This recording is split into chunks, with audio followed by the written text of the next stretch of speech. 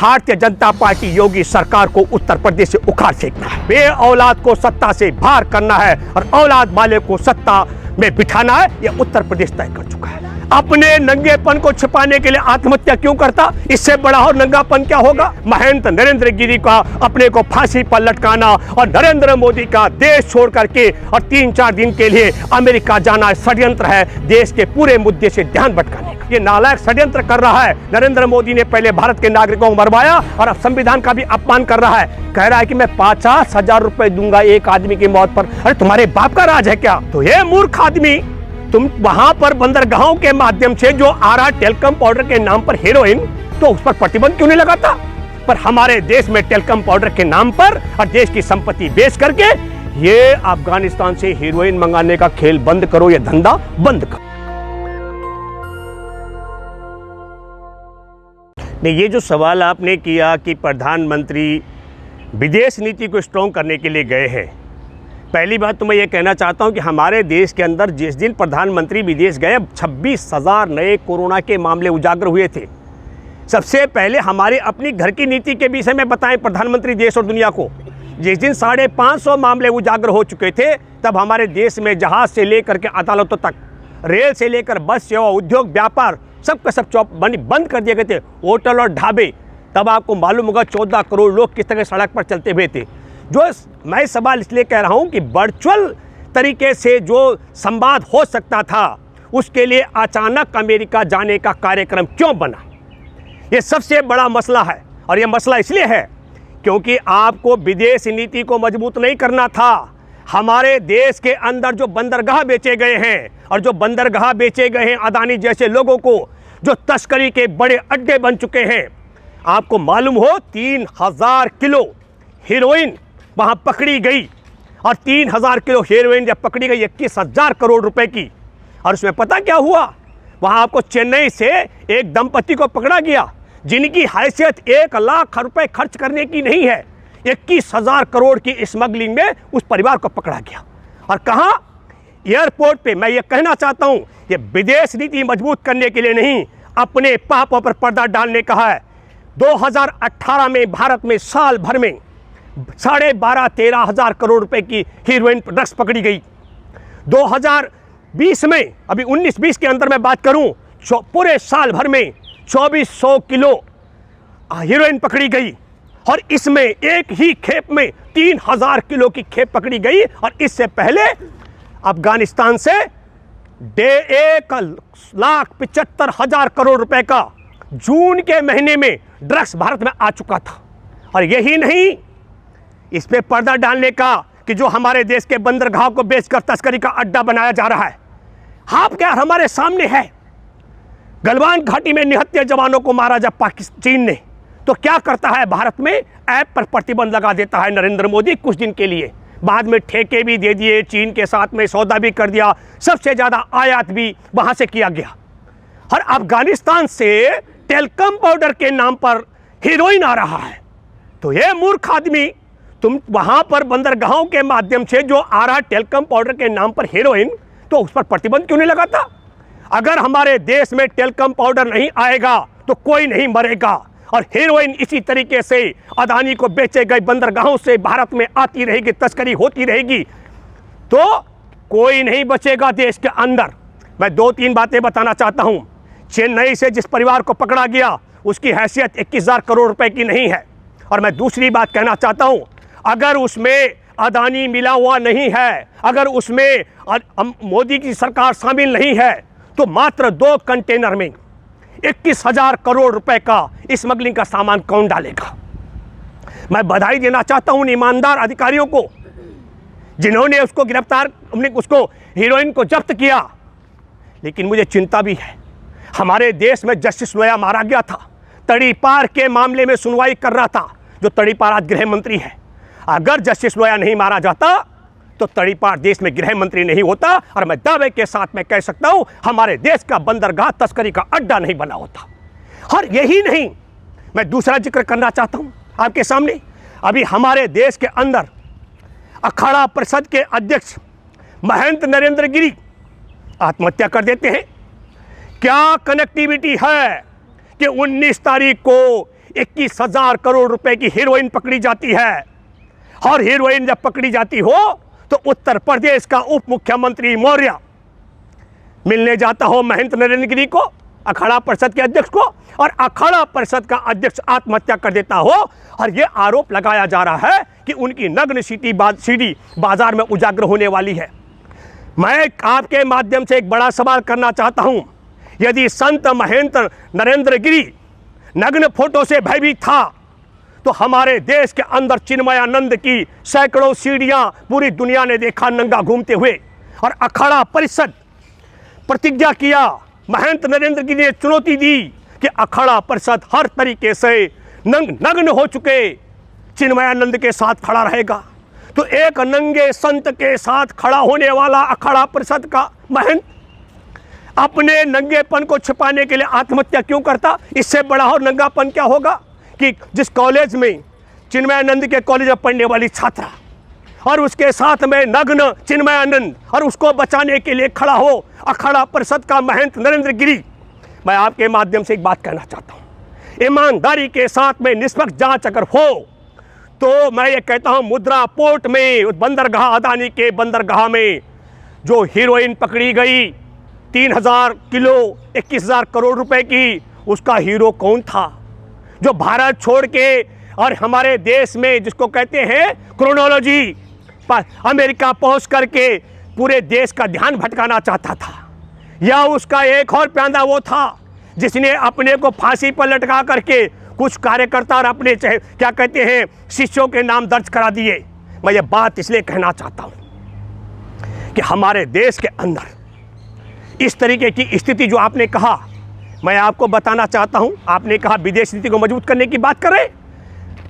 America के अंदर उपराष्ट्रपति हमारे भारतीय मूल की बेटी कमला हैरिस, जिसको हराने के लिए नरेंद्र मोदी ने 1,46,000 करोड़ रुपए का हाउडी मोदी कार्यक्रम किया था, जिसके लिए नमस्ते ट्रंप किया गया था कोरोना काल के बीच में, और भारत में कोरोना फैलाया गया था। उस बेटी को हराने के लिए नमस्ते ट्रंप का कार्यक्रम करने वाला नरेंद्र मोदी जब वहां गया तो उपराष्ट्रपति कमला हैरिस भारतीय मूल की बेटी ने, मैं ये कहना चाहता हूं दुख और अफसोस की बात है कि विश्व के सबसे बड़े लोकतंत्र को आज ऐसी दशा में पहुंचा दिया है जहां पर अमेरिका में उपराष्ट्रपति भी विश्व के सबसे बड़े लोकतंत्र के प्रधानमंत्री को लोकतंत्र को बचाने की हिदायत दे रही हो। और हिदायत देगी भी क्यों नहीं? अभी एक वीडियो वायरल हो रहा है असम का, किस तरीके से एक युवा पर सरेआम गोली मारी जाती है, और जब गोली मारी जाती है तो डीएम डिस्ट्रिक्ट मजिस्ट्रेट के तरफ से, या मैं कहूँगा जिला प्रशासन की तरफ से जो छायाकार वहाँ गया हुआ था, किस तरीके से अधमरे उस युवा को वो पीट पीट करके मार रहा था। मैं ये बात कहना चाहता हूँ आपके माध्यम से। तो हमारे देश में लोकतंत्र की दशा क्या है? उत्तर प्रदेश में पूछना चाहिए योगी आदित्यनाथ को। तो योगी आदित्यनाथ को ये भी सुना हुआ जब संयुक्त राष्ट्र संघ में नरेंद्र मोदी भाषण दे रहे थे कि मदर ऑफ डेमोक्रेसी है भारत, तो मदर ऑफ डेमोक्रेसी को ऐसी दशा में पहुंचा दिया जहां इंसान पर सीने पर गोली मारती हो शासन प्रशासन, और छायाकार फोटोग्राफर जाकर कूद करके उसकी हत्या करता हो। एक एक उदाहरण हमारे सामने है। मैं इसलिए कहना चाह रहा हूं आपके माध्यम से, ये पूरा षड्यंत्र नरेंद्र मोदी का, नरेंद्र मोदी देश को बताए कि 500-550 मामले होने पर पूरे देश में ताला लग जाता है, और 26,000 मामले जिस दिन उजागर हुए उस दिन नरेंद्र मोदी यहां से अमेरिका रवाना हो जाता है। ये क्रोनोलॉजी है जो बंदरगाह बेचे गए हैं अदानी को, उन्हें तस्करी का अड्डा बनाकर बेनकाब होने के कारण पूरे मामले से ध्यान भटकाने का षड्यंत्र है। और क्या हुआ अमेरिका के अंदर? वहां के सीनेट ने कितनी बड़ी बात कही।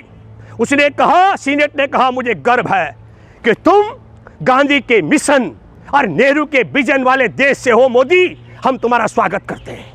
उस समय देखा हो तो नरेंद्र मोदी के चेहरे के तोते उड़ गए थे। अरे तुम चाहे गांधी के शरीर को मरवा सकते हो, पर विश्व में गांधी को नहीं मार पाए। तो ये ना गांधी को मरवा पाए, ना नेहरू के जो दुनिया में पहचान है, सम्मान है, उसे कम कर पाए। इसलिए मैं ये कहना चाहता हूँ आपके माध्यम से, ये बहुत साफ शब्दों के अंदर, कि ये पूरा एक षड्यंत्र है। नरेंद्र मोदी चाहते तो वर्चुअल चर्चा हो सकती थी, संयुक्त राष्ट्र की सभा को संबोधित करने के लिए वर्चुअल मीटिंग हो सकती थी कमला हैरिस के साथ में, बाइडेन के साथ में, लेकिन षड्यंत्र था। और षड्यंत्र ये है कि फिर मैं कहना चाहता हूँ, अदानी के को बेचे गए बंदरगाह में 3000 किलो हीरोइन का पकड़ा जाना और उसके पकड़े जाने के बाद में महंत नरेंद्र गिरी का अपने को फांसी पर लटकाना और नरेंद्र मोदी का देश छोड़ करके और 3-4 दिन के लिए अमेरिका जाना षड्यंत्र है देश के पूरे मुद्दे से ध्यान भटकाने का। क्यों उत्तर प्रदेश को हराना बड़ा चेहरा बन गया?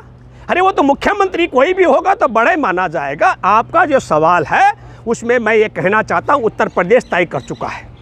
2 बातें बड़ी साफ हैं। उत्तर प्रदेश ने तय कर दिया है कि हमने भारतीय जनता पार्टी योगी सरकार को उत्तर प्रदेश से उखाड़ फेंकना है। यह उत्तर प्रदेश के मतदाताओं ने तय कर दिया है। और दूसरा, उत्तर प्रदेश के मतदाताओं ने तय कर दिया है हमने अपने राज्य का मुख्यमंत्री किसको बनाना है। और मैं आपके माध्यम से एक बात साफ करना चाहता हूँ, उत्तर प्रदेश में इस वक्त उत्तर प्रदेश के मतदाताओं ने तय कर लिया है बे औलाद को सत्ता से बाहर करना है और औलाद वाले को सत्ता में बिठाना है। यह उत्तर प्रदेश तय कर चुका है। मैंने क्या कहा, बे औलादों के राज में आप समझना पड़ेगा आपको। अगर मैं ये बात कर रहा हूं, हमारे देश में 410 रुपए का सिलेंडर था, गैस सिलेंडर 2013 में, वो इस समय बिक रहा है आपके यहाँ कम से कम 1000 रुपए का दर उसकी कीमत हो गई है। हमारे देश के अंदर 410 रुपए का सिलेंडर 1000 रुपए में बिक रहा हो, हमारे देश में 50 रुपए में बिकने वाला डीजल 100 रुपए में बिक रहा हो, 68 रुपए में बिकने वाला पेट्रोल 112 रुपए में बिक रहा हो, और हमारे देश में 80-90 रुपए लीटर बिकने वाला सरसों का तेल 200 रुपए में बिक रहा हो। ये बे औलादों को ये महंगाई नहीं दिखती है, औलाद वालों को ये महंगाई दिखती है। और उत्तर प्रदेश के मतदाता, मैं वक्त आने पर उसका नाम भी उजागर करूंगा, लेकिन मैं दावे से कह सकता हूं, आप लिख सकते हो भूपेंद्र रावत की बात, मेरी भविष्यवाणियां राजनीतिक परख लंबी रही और बेबाक तरीके से मैं बोलता रहा हूं। उत्तर प्रदेश में इस वक्त तय कर लिया है कि बे औलाद वाले को जाना होगा और औलाद वाले को उत्तर प्रदेश में लाना है, ये तय करते हैं। राजधानी दिल्ली में हूं, राजधानी दिल्ली का मुख्यमंत्री अरविंद केजरीवाल उत्तराखंड में जाके कहता है मैं 1 लाख लोगों को रोजगार दूंगा, 5000 रुपए महीने का सबको जो है बेरोजगारी भत्ता दूंगा। आरटीआई के माध्यम से जानकारी उजागर हुई है कि राजधानी दिल्ली में 450 लोगों को नौकरी मिल पाई है पिछले 6 साल में। वो गोवा में जाके कहता है कि मैं 3000 रुपए का वो दूंगा, बेरोजगारी भत्ता दूंगा। ये मैकेनिज्म आपको समझ लो, बिना हड्डी की जीप है। योगी आदित्यनाथ ने अगर 1 लाख लोगों को रोजगार दिया तो सार्वजनिक करे उनके नाम, अब जनता के डोमेन, मतलब मैं कहता हूं उजागर करे। मैं जरा जानना चाहता हूं और मैं आपके माध्यम से राजधानी दिल्ली के बेरोजगारों से अपील करता हूं कि आप सब भी उठ खड़े हो जाओ और जाओ अरविंद केजरीवाल के चौखट पर कहो उत्तराखंड में 5000 रुपए देगा, हमको भी 5000 रुपए दो भैया। गोवा वालों को 3000 देगा, हमको भी 3000 दो। हर तुम उत्तराखंड में 1 लाख रोजगार दोगे तो दिल्ली में भी रोजगार दो। ये सवाल होना चाहिए। राजधानी दिल्ली में डीटीसी से लेकर शिक्षकों तक, नगर निगम से लेकर तमाम विभागों में, हॉस्पिटलों में ठेकेदारी व्यवस्था के तहत 18-18, 12-12 घंटे लोग काम करें, शोषण हो रहा है, उनको पूरा वेतन नहीं मिल रहा है, लेकिन गाल बजाया जा रहा है। जैसे दिल्ली का मुख्यमंत्री गोवा में और उत्तराखंड में गाल बजा रहा है, ऐसे ही चिलमी बाबा जो अपने मठ की बजाय कुर्सी के लिए दोबारा कतार में लग के गाल बजा रहा है। उत्तर प्रदेश का किस्सा आपको मैं बताता हूँ। महंगाई की मार झेल रहा है, किसान की स्थिति ये हो गई है, किसान चौकीदार बन गया है। जिस दिन वो अपने खेतों में बीज की बुआई करता है, मैं किसान नेता हूँ, मैंने रात को चौकीदारी करते हुए किसानों के बीच में टाइम व्यतीत किया है। जब भी अंकुर आ जाता है तब से लेकर के और फसल संभालने तक किसान को चौकीदार बन करके फसल की चौकीदारी करनी पड़ती है। अगर किसी ने आधा घंटे भी अपने खेतों को ऐसे छोड़ दिया तो जो ये इनके माँ और बाप हैं, सांड और गाय, योगी और मोदी की, वो पूरा खेत खलिहानों को चौपट कर देते हैं। तो इनके माँ बापों से खेत खलिहानों को बचाना हो, हमारे देश की सीमा को ये बेच रहे हो, दुश्मन देश से सीमा को बचाना हो, हमारे देश के सरकारी संस्थानों को नीलाम कर रहे हैं, उससे देश को बचाना हो। और ये क्या कर रहे हैं? हम 6000 रुपये सालाना दे रहे हैं। मैंने आपके सामने कहा 410 रुपये का गैस सिलेंडर 1000 रुपये का दे रहे हो, जेब कतरे का काम है। 33 रुपए लीटर पेट्रोल डीजल पड़ता है, 100 और 112 रुपए डकैती का काम है। आपको समझना चाहिए कि किसान के घर से जो सरसों निकली है 50-60 रुपए लीटर तेल पड़ता है, 200 रुपए लीटर बिकवा जा रहा है, ये डकैती का काम है। और हमारे देश के तमाम प्रक्रिया, मैं फिर कहना चाहता हूं कि आपने बंदरगाहों को तस्करी का अड्डा बना दिया, चीन का कब्जा करवा करके भूगोल बिगाड़ दिया, देश में आपने भाईचारा बिगाड़ दिया, लोगों की रोजी रोटी छीन कर खत्म कर दी। विदेश में गया तो मैं आपको बताता हूं, हमारे तिरंगा का अपमान कर दिया गया। आप अगर देखिए, वायरल हो रहा है वो वीडियो जिसमें हमारे तिरंगे के चक्र को कैसे छिपाया गया है। पर जिस व्यक्ति का अपना मान सम्मान नहीं होता है, वो हमारे तिरंगे का अपमान कोई बड़ी बात नहीं है कि संघ परिवार के होते हुए पहली बार हो रहा हो। जब देश की आज़ादी की जंग थी तब इस तिरंगे का अपमान करते थे। आज़ादी की जंग के बाद 2001 में संघ मुख्यालय पर झंडा फहराने, तिरंगा फहराने वालों को जेल भिजवाने वाले यही लोग हैं। इसलिए मैं ये कह सकता हूं कि इनके राज में हमारा तिरंगा, हमारा इंसान, हमारा संविधान, हमारे देश का किसान, हमारे देश का भूगोल तमाम के तमाम खतरे में है। मैं नहीं मानता हूं। और फिर लास्ट में कहना चाहता हूं कि उत्तर प्रदेश में जो हिंदुत्व के और हिंदू की बात कर रहे हैं, आप सब लोगों ने देखा है किस तरीके से हमारे देश के लाखों लोग मरे हैं जांच और उपचार और ऑक्सीजन के बगैर। इन नालायकों ने हमारे देश की ऑक्सीजन विदेश बेची है। और वो छोड़ दीजिए, अंतिम संस्कार नहीं हो पाया हिंदुओं का, नदियों में बहानी पड़ी लाशें जिन्हें चील कौवे कुत्ते खा रहे थे, नदी किनारे रेत में दफनानी पड़ी जहां से कुत्ते और जंगली जानवर नोच के खा रहे थे। और सब ने देखा किस तरीके से योगी के गुंडे योगी के इशारे पर कफन चोरी करा रहे थे। तो कफन चोरी कराने वाले, देश के नागरिकों को मराने वाले, मैं फिर एक अपील करना चाहता हूं। मैंने पहले कहा था, हमारे देश में आपदा प्रबंधन अधिनियम की धारा 12 के तहत महामारी में जान गंवाने वाले प्रत्येक व्यक्ति के परिजनों को 4-4 लाख रुपए मुआवजा मिलना है। और उस मुआवजे की अपील करते करते मैं बार बार आप सब लोगों से कहता रहा हूं कि एक एक व्यक्ति जिनके परिवारजनों ने कोरोना में जान गंवाई है वो उठ खड़े हो। ये नालायक षड्यंत्र कर रहा है। नरेंद्र मोदी ने पहले भारत के नागरिकों को मरवाया और अब संविधान का भी अपमान कर रहा है। कह रहा है कि मैं 50,000 रुपए दूंगा एक आदमी की मौत पर। अरे तुम्हारे बाप का राज है क्या? हमारे देश में कानून है 2005 का आपदा प्रबंधन की धारा 12 के तहत कोरोना में जान, महामारी में जान गंवाने वाले को 4-4 लाख रुपए मिलना चाहिए। इसलिए मैं ये भी कहता हूं कि जिनके परिजनों को कोरोना का मौत में नहीं मानते हैं वो सब लोग भी उठ खड़े हों, ताकि पता भी लग जाए। हमें जानते करीब 50 लाख लोग कोरोना महामारी में जान गंवा चुके हैं। मैं परसों एक तिपैया पे बैठा हुआ था, ग्रेजुएशन कर रहा एक लड़का 3 व्हीलर चला रहा था। कहा कि मेरे पिता की मृत्यु हो गई, मैं क्या करूं, मैं पढ़ाई नहीं कर सकता हूं, हमें कभी नौकरी मिलेगी? जब उसने ये कहा, मैंने कहा नहीं मिलेगी, क्योंकि मैं आपको बताना चाहता हूं हमारे देश के अंदर रेलवे के, आप समझ लो, आपको समझना पड़ेगा मोदी को, जब हमारे देश के अंदर कृषि के काले कानून लाने थे तो उससे पहले हमारे देश को क्या किया गया?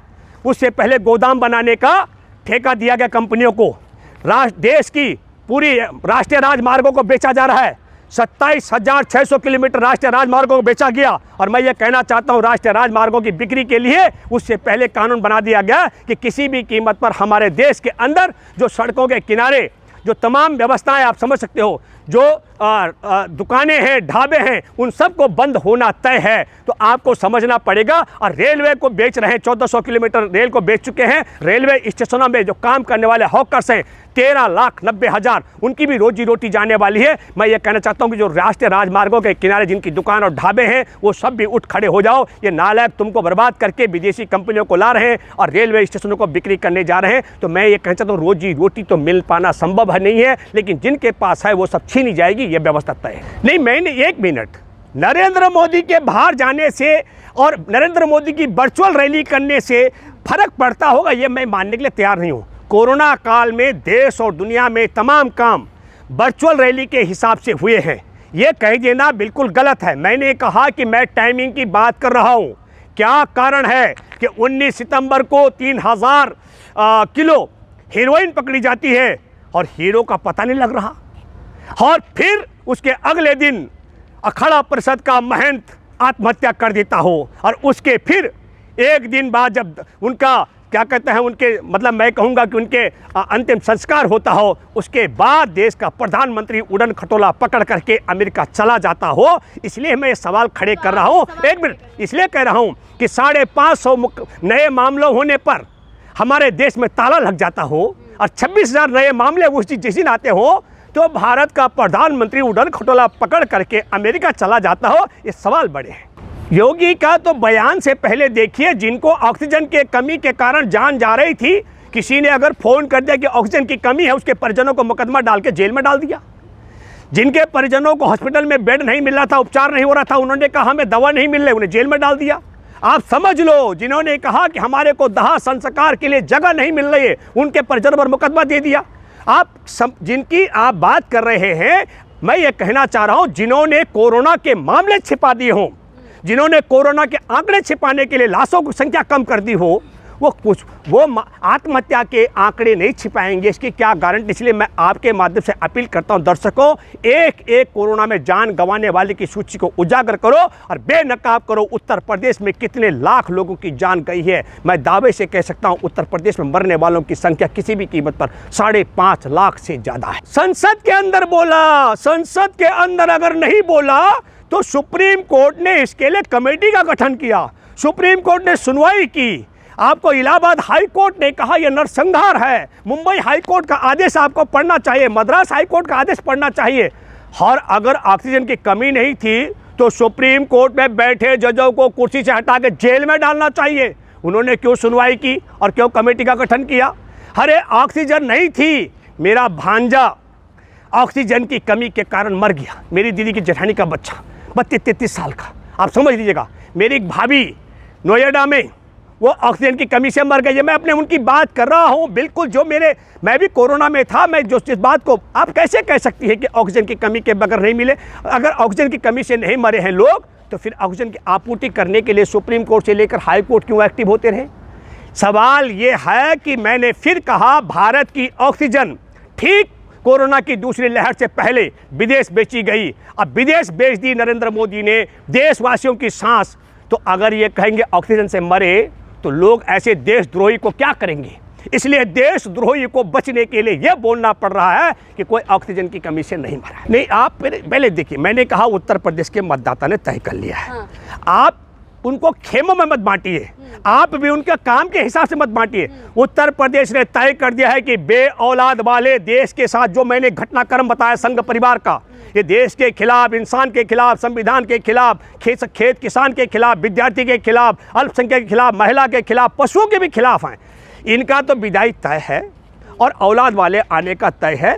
किसान की ताकत की बात अगर करते हो तो पश्चिम बंगाल भी तुम्हारे सामने उदाहरण है।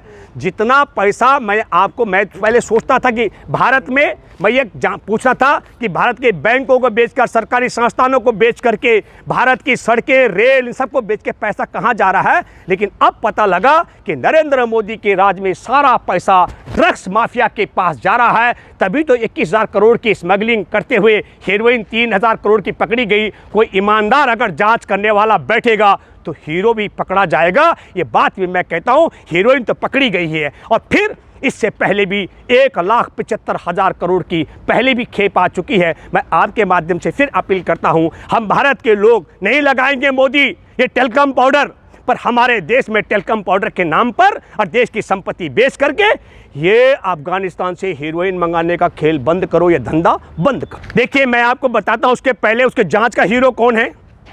एडीजी प्रशांत कुमार। वो एडीजी प्रशांत कुमार जिसने हाथरस में वाल्मीकि की बेटी, जिसकी जुबान काटी गई, कमर की हड्डी तोड़ी गई, गैंग रेप किया गया, बलात्कार, तो 2020 में कहा कि कोई बलात्कार नहीं हुआ।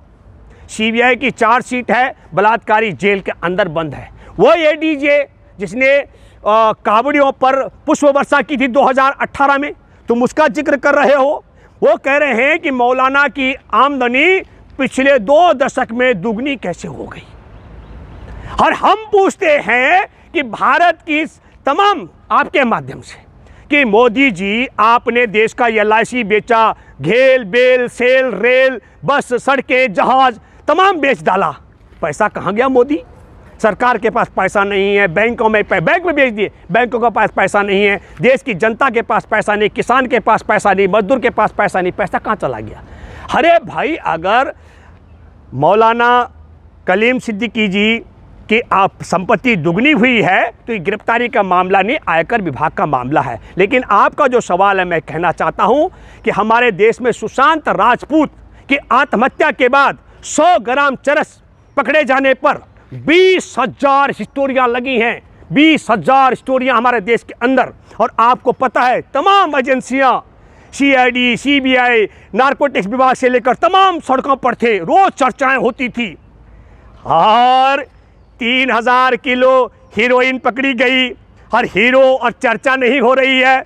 इसलिए है मौलाना कलीम सिद्दीकी को गिरफ्तार करके, जैसे मैंने कहा कि यहाँ से बांग्लादेश छोड़ करके कहाँ जाने का, अमेरिका जाने का है। हमारे देश में अखाड़ा परिषद के महंत नरेंद्र गिरी का फांसी लगाने का है। उसी तरीके का क्रोनोलॉजी में मौलाना कलीम सिद्दीकी को फंसाने का षड्यंत्र है। मौलाना कलीम सिद्दीकी ने कोई ऐसा अपराध नहीं किया है। पहले उन पर लगाया गया आर्थिक का मामला, उसमें वो बेगुनाह फंस गए, वो 10% वो मामला गायब हो गया। अब वो कह रहे हैं धर्म परिवर्तन कर रहे थे। अरे भाई, अगर कोई मेरी प्रेरणा सुनकर, मेरे प्रवचन सुन करके संघ परिवार समलैंगिकों गिरोह के खिलाफ और देश की जनता और किसान के पक्ष में लड़ने के लिए खड़ा हो जाए तो मैं सुकून महसूस करूँगा। अगर मौलाना कलीम सिद्दीकी के प्रवचनों से कोई व्यक्ति प्रभावित होकर इस्लाम को ग्रहण करता है तो इसमें कौन सा बड़ा अपराध है भाई? प्रवचन तो हर कोई देता है। तो प्रवचन दे करके यदि कोई व्यक्ति, और मैं ये कहना चाहता हूँ, इस बात को मैं कहना चाहता हूँ आपके माध्यम से, 1000 साल पहले इस्लाम की उदारता के कारण, धर्म में छुआछूत के कारण, भेदभाव के कारण हमारे देश के करोड़ों लोगों ने इस्लाम को स्वीकार किया। और 1000 वर्ष बाद ये नारंगी, जो मैं कहता हूँ संघी गिरोह, इनकी औलादें पैदा हुई और वो कहती हैं कि मुसलमानों से नफरत करो। 1000 साल पहले जिन्होंने इस्लाम अपनाया हुआ है, उनके वंशजों को तुम सजा दोगे। मैं मेरे प्यारे देशवासियों आपसे एक अपील करता हूँ, आपसे गुजारिश करता हूँ, जो तुम्हारी माँ के कोख से पैदा होता है, किसी भी माँ के कोख से पैदा होने वाला एप्लीकेशन लगा करके पैदा नहीं हुआ। नरेंद्र मोदी ने अब प्रार्थना पत्र नहीं लगाया था धरती पे कि किस माँ की कोख से पैदा होगा और किस माँ की कोख से पैदा होगा मोहन भागवत, और किस माँ की कोख से तुम पैदा होगा, किस माँ की कोख से हम पैदा होंगे, इसकी कोई एप्लीकेशन नहीं लगती है। लेकिन तुम्हारी माँ की कोख से कोई पैदा हो गया तो उससे तुम प्रेम करो, और दूसरे की माँ की कोख से पैदा हुआ उससे नफरत करो। ये नहीं होना चाहिए। आप में से जो ब्राह्मण की कोख से पैदा हुआ और जो पुनर्जन्म मानते हैं उनके लिए मैं कह रहा हूँ, हो सकता अगली बार तुम किसी मुस्लिम माँ की कोख से पैदा हो सकते हो, कि दलित माँ की कोख से पैदा हो सकते हो, किसी पशु की माँ की कोख से पैदा हो सकते हो। इसलिए मैं ये कहना चाहता हूँ, ये एप्लीकेशन का मामला नहीं है, सबका अपने रीति रिवाज हैं। किसी दूसरे की माँ की कोख से जन्म लेने वाले से नफरत मत करो। और अपने ही सिर्फ ये पशु प्रवृत्ति है कि मैं अपने ही तक ही सीमित रहूं। इसलिए मैं आपके माध्यम से कहना चाहता हूं कि ये चुनाव का रंग ढंग है, ये बहुत कुछ रास्ते अख्तियार करेंगे। उत्तर प्रदेश के मतदाताओं से मैं अपील करता हूं कि इस चिमटा वाले चिलमी बाबा को सत्ता से बेदखल करो और सच में औलाद वाले को लेकर के सत्ता में बिठाओ। धन्यवाद। जय हिंद, जय जवान, जय किसान। नेशनल दस्तक की आपसे गुजारिश है कि अगर इसको बचाना चाहते हैं तो नेशनल दस्तक को सब्सक्राइब करने के लिए रेड कलर के सब्सक्राइब बटन को दबाएं, फिर बेल आइकन की घंटी दबाएं। नेशनल दस्तक को बचाने के लिए बहुत जरूरी है कि हर खबर को शेयर करें, लाइक करें, कमेंट जरूर करें।